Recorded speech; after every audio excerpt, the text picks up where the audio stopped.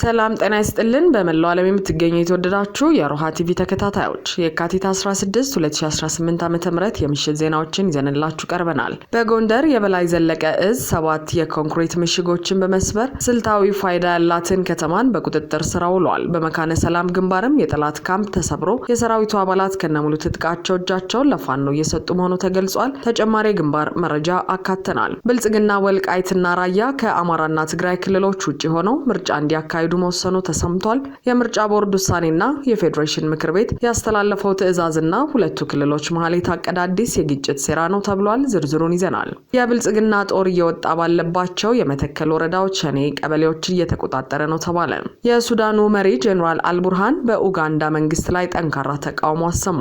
ሱዳን ኢትዮጵያ ለጄኔራል ዳጋሎ የሽብር ማሰልጠኛ ካምፕ ገንብታለች ስትል መክሰሷን ተመልክተናል። ውድ አድማጭ ተመልካቾቻችን አብራችሁን ልትቆዩ ከፈቀዳችሁ እነዚህ መረጃዎች በዝርዝር የምናሰማችሁ ይሆናል። የሮሃ ቲቪ ወቅታዊና ሀቀኛ መረጃዎች እንዲደርሷችሁ ቻናሉን ሰብስክራይብ፣ ላይክ እና ሼር በማድረግ አሁኑኑ ቤተሰብ ይሁኑ። የአማራ ህዝብ የህልውና ተጋድሎ በጎንደር ምድር ታላቅ ድል ሲያስመዘግብ በጎጃም ህዝብን ለማሸበር ወደ ገጠር ቀበሌዎች የተንቀሳቀሰውን ያገዛዙን ሰራዊት በፋኖ ተደመሰሰ። በጀግናው የበላይ ዘለቀ እዝ የሚመራው የፋኖ ኃይል ስትራቴጂካዊ ጠቀሜታ ያላትን የሻሁራ ከተማንና አካባቢዋን ሙሉ በሙሉ በቁጥጥር ስር አውሏል።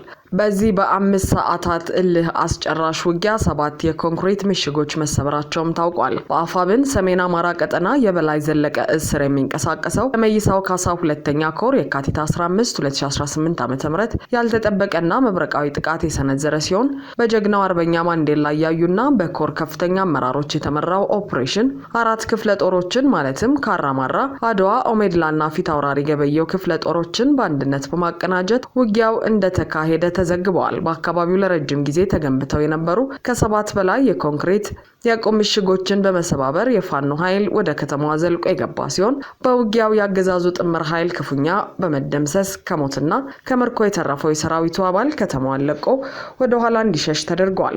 በዚያው ወደ ውጊያ ፋኖ ከፍተኛ ቁጥር ያለው ወታደራዊ ትጥቅ የማረከ ሲሆን ከነዚህም መካከል ዲሽቃዎች፣ ብሬኖች፣ ስናይፐሮች፣ በርካታ የነፍስ ወከፍ መሳሪያዎች፣ ተተኳሽ ጥይቶችና የጦር ተሽከርካሪዎች ይገኙበታል። ከወታደራዊ ድሉ በተጨማሪ ፋኖ ከተማዋን እንደተቆጣጠረ በአገዛዙ ታስረው የነበሩ በርካታ እስረኞችን አስፈትቷል። ይህ ድርጊት በአካባቢው ህዝብ ዘንድ ትልቅ ደስታን የፈጠረ ሲሆን የጣናው ብርጌድም ተጨማሪ ኃይል ወደ ቀጠናው እንዳይገባ በማገድ ለድሉ ስኬት ትልቅ ሚና መጫወቱም ተገልጿል። በዚህ ውጊያ ወቅት አገዛዙ የድሮን ቅኝትና ጥቃት በመጠቀም ፋኖን ለማቆም ቢሞክርም ሳይሳካለት ቀርቷል። ከ2 ጊዜ በላይ ድሮን ሙከራ ቢደረግም በጀግኖቹ ፋኖች ላይ ምንም አይነት ጉዳት ሳይደርስ መክሸፉ ተረጋግጧል። በአሁኑ ሰዓት ከተማዋ ላይ አካባቢው ሙሉ በሙሉ በበላይ ዘለቀ እዝ ቁጥጥር ስር ሲሆኑ ፋኖም ግዳጁን በሚገባ እየተወጣ ይገኛል። ወደ ጎጃም ስንሻገር ደግሞ የአማራን አርሶ አደር ንብረት ለመዝረፍና ህዝብን ለማሸበር ወደ ገጠር ቀበሌዎች የተንቀሳቀሰውን የአገዛዙን ሰራዊት በፋኖ አይቀጡ ቅጣት ተቀጥቷል። በአፋብን ቴዎድሮስ እዝ ስር የሚንቀሳቀሰው 88ኛ ክፍለ ጦር በወንበርማ ወረዳ ሽንዲ ከተማና አካባቢዋ በወሰደው የተቀናጀ እርምጃ የአገዛዙን ኃይል መደምሰሱ ተሰምቷል። የካቲት 15 2018 ዓ.ም መነሻውን ከወንበርማ ወረዳ ሸንዲ ከተማ ያደረገውና ወደ ቡራፈር ዴንድና ሀረጥ ቀበሌዎች አቅጣጫ የተንቀሳቀሰው የአገዛዙ ሰራዊት በፋኖ አባላት ጥብቅ ክትትል ሲደረግበት የነበረ ሲሆን የጠላት እንቅስቃሴ መረጃ የደረሳቸው የ88ኛ ክፍለ ጦር አባላት ስቦ መምታትና የቆረጣ ታክቲክን በመጠቀም ባደረሱት ድንገተኛ ጥቃት በርካታ ወታደሮችን ሙትና ቁስለኛ አድርገዋል። በተለይም የክፍለ ጦሩ አንደኛ ሻለቃ ተወርዋሪ ንስሮች የአገዛዙን ኃይል መሃል ከተማ ድረስ ዘልቀው በመግባት መምታታቸው ተገልጿል። በዚህ ኦፕሬሽን ወቅት የአማራን ህዝብ ማሰቃየትና በባንዳነት የሚታወቀው ቀንደኛ የሚሊሻ መሪ እንዳልካቸው መኮንን ከነግብረ አበሮቹ መደምሰሱ ተረጋግጧል። በውጊያውም 3 የክላሽንኮቭ መሳሪያዎች ተማርከዋል። የአገዛዙ ሰራዊት በመሬት ላይ ደረሰበትን ሽንፈት መቋቋም ሲያቅተው የተለመደውን የህዝብ ተቋማትን የማውደም ስራ ፈጽሟል። በህረጥ ቀበሌ ማህበረሰቡ አገልግሎት የሚያገኝበትን የአስተዳደር ጽህፈት ቤት እንዲሁም ንጹሃን ዜጎች ሕክምና የሚያገኙበትን አነስተኛ ክሊኒክ በመዝረፍ በመጨረሻ ሙሉ በሙሉ በእሳት አቃጥሎታል። ይህ ተግባር ሰራዊቱ የአማራን ህዝብ መሰረተ ልማት ለማውደም የያዘውን እቅድ የሚያሳይ መሆኑን የቀጠናው ዘጋቢዎች ገልጸዋል። በተመሳሳይ በወሎ ቀጠና በመካነ ሰላም ግንባር ሙደለላ ተብሎ በሚጠራው አካባቢ በተደረገው እልህ አስጨራሽ ውጊያ ፋኖ ወደ ጠላት ካምፕ ሰብሮ በመግባት 20 ወታደሮችን መደምሰስ ችለዋል። በዚህ ኦፕሬሽን 11 ክላሽንኮቭ መሳሪያዎችና በርካታ ወታደራዊ ቁሳቁሶች የተማረኩ ሲሆን ፋኖች ቁልፍ ወታደራዊ ጠቀሜታ ያላቸውን የጠላት ይዞታዎች ሙሉ በሙሉ በቁጥጥራቸው ስር መዋላቸውም ታውቋል። በውጊያው ከሚገጥመው ሽንፈት ይልቅ አሳሳቢ የሆነው ለአገዛዙ የሰራዊቱ አባላት ለፋኖ ጥሪ ምላሽ እየሰጡ መሆኑ ነው። የአማራ ፋኖ ብሔራዊ ንቅናቄ ያወጣውን የምህረት አዋጅ ተከትሎ በርካታ የአገዛዙ ወታደሮች ከነሙሉ ትጥቃቸው ለፋኖ እጃቸውን እየሰጡ ይገኛሉ። እነዚህ ወታደሮች በአሁኑ ሰዓት በተለያዩ ማዕከላት የተሃድሶ ስልጠና እየተሰጣቸው ሲሆን ህዝባችንን አንወጋም በማለት ለወገናቸው ያላቸውን ታማኝነት እያሳዩ ነው። ወልቃይት ራያና ጠለምት ከአማራና ትግራይ ክልል ውጪ ይሁኑ የሚለው የብልጽግና ውሳኔ እያነጋገረ ነው። የወልቃይት የጠለምትና የራያ አካባቢዎችን በተመለከተ በአገኘው ተሻገር የሚመራው የፌዴሬሽን ምክር ቤትና ምርጫ ቦርድ የተሰኘው የብልጽግና ስልጣን አስረዛሚ ተቋም በአካባቢው ሌላ ግጭትን ሊቀሰቅስ የሚችል አከራካሪ ውሳኔ አሳልፈዋል። ይህ ውሳኔ ወልቃይትንና ራያን ከሁለቱም ክልሎች ቁጥጥር ውጪ ያደረገና አዲስ የጦርነት ቀጠና ለመፍጠር ያለመ ነውም ተብሏል። ሜላተወርቅ ኃይሎ የተባለች ሴት የምትመራው ምርጫ ቦርድ ዛሬ ባወጣው ይፋዊ መግለጫ እንዳስታወቀው ለቀጣዩ ምርጫ የመራጮች ምዝገባ በወልቃይትና በራያ አካባቢዎች ላይ ልዩ ውሳኔ አሳልፏል። ቦርዱ የፌዴሬሽን ምክር ቤት ጽፎልኛል ባለው ደብዳቤ መሰረት ሁመራ፣ አዲረመጽ፣ ጠለምት፣ ኮረም፣ ኦፍላና ራያ አላማጣ ምርጫ ክልሎች ከትግራይ ከአማራም ክልል ውጪ ሆነው ምርጫ እንዲያካሂዱ የሚል ውሳኔ አሳልፏል። ቦርዱ የፌዴሬሽን ምክር ቤት ጽፎልኛል ባለው ደብዳቤ መሰረት ሁመራ፣ አዲረመጽ፣ ጠለምት፣ ኮረም፣ ኦፍላና ራያ አላማጣ ምርጫ ክልሎች ከትግራይም ከአማራ ክልልም ውጪ ሆነው ምርጫ እንዲያካሂዱ የሚል ውሳኔ አሳልፈዋል። በእነዚህ 5 የምርጫ ክልሎች የሚኖሩ ህዝቦች ድምጽ የሚሰጡት ለፌዴራል ተወካዮች ምክር ቤት ብቻ ሲሆን በእነዚህ አካባቢዎች ላይ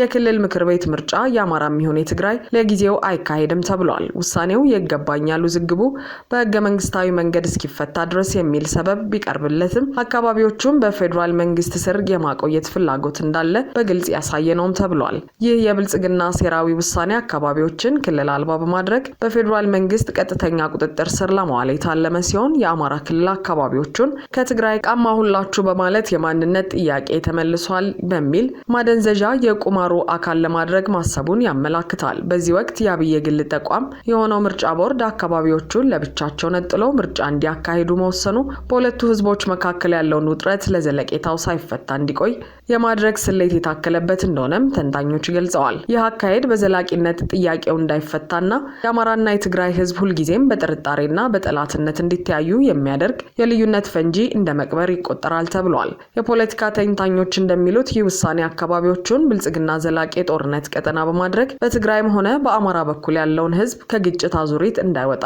ያለመ ነው። ሆኖም ላለፉት 8 ዓመታት በአብይ አህመድ ሴራና የስልጣን ጥም ሀገርና ህዝብን ሲያወድሙ የኖሩት አብይ አሁን ላይ ለዚህ ተባባሪ የሚሆናቸው ህዝብ ያገኛሉ ተብሎ አይጠበቅም። ምርጫ ቦርድ ይህን ካለ በኋላ የአብይ ሎሌ የሆነው የጌታቸው ረዳ ቡድንና ስምረት ፓርቲ በአብይ ተካድን አይነት እሪታ እያሰሙ ነው። ስምረት ፓርቲም ብልጽግና ይህን ውሳኔ ካላጠፈ በምርጫ አልወዳደርም፣ በምንም ጉዳይ ላይም አልሳተፍም ሲል በኩርፊያ ገልጿል። የነጌታቸው ለብልጽግና መገረድን ሲቃወሙ የነበሩ የትግራይ አክቲቪስቶችም የነጌታቸው የተካድን ለቅሶ ሲያስገርማቸው ተስተውሏል። ለአብይ ያደሩ የብአዴንና የአብይ አማሮች ደግሞ በዚህ ውሳኔ ሲደሰቱና ህዝቡን ጥያቄ ተመልሶልሃልና እንኳን ደስ አለህ እያሉት ነው።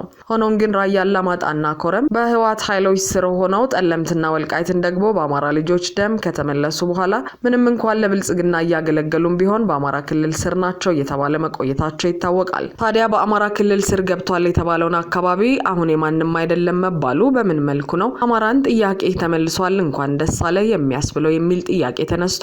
በርካታ አካላትም መጀመሪያም ብልጽግናን አናምነውም ያልነው ይህን ማንነቱን ጠንቅቀን ስለምናውቅ ነው እያሉ ነው።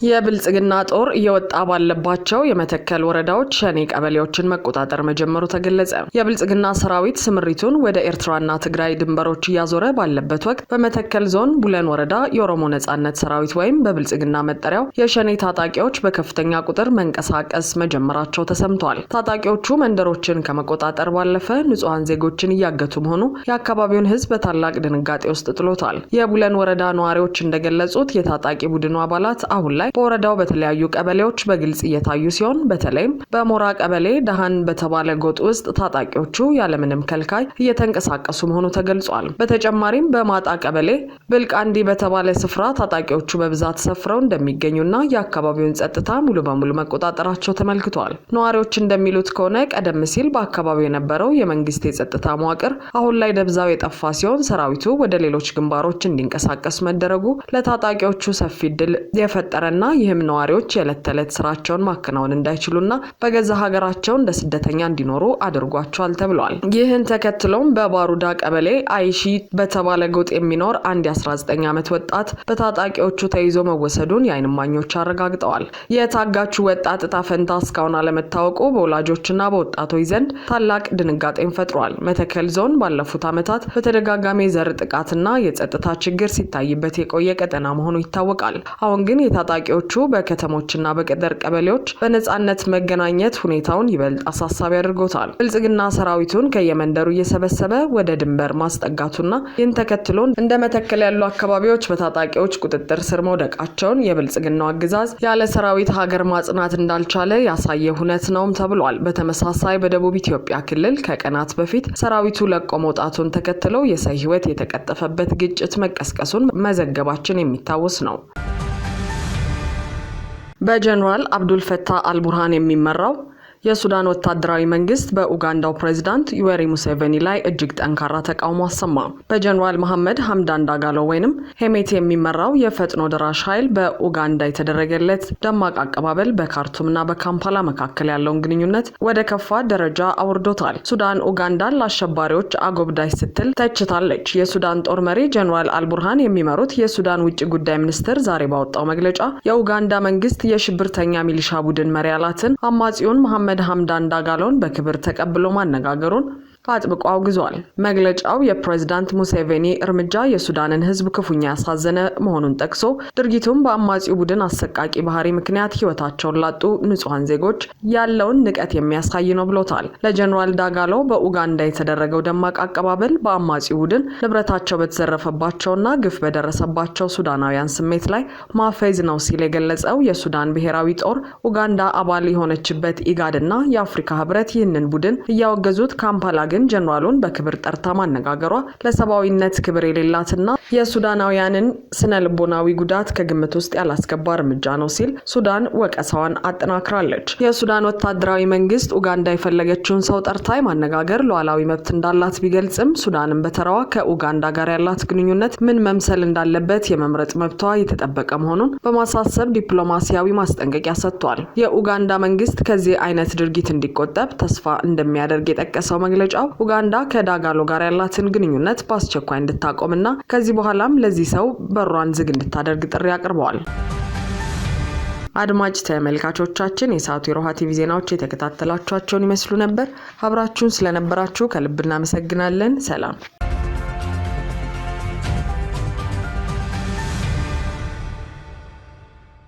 ሰላም ጤና ይስጥልን። በመላው ዓለም የምትገኙ የተወደዳችሁ የሮሃ ቲቪ ተከታታዮች የህዳር 9 2017 ዓ.ም የምሽት ዜናዎችን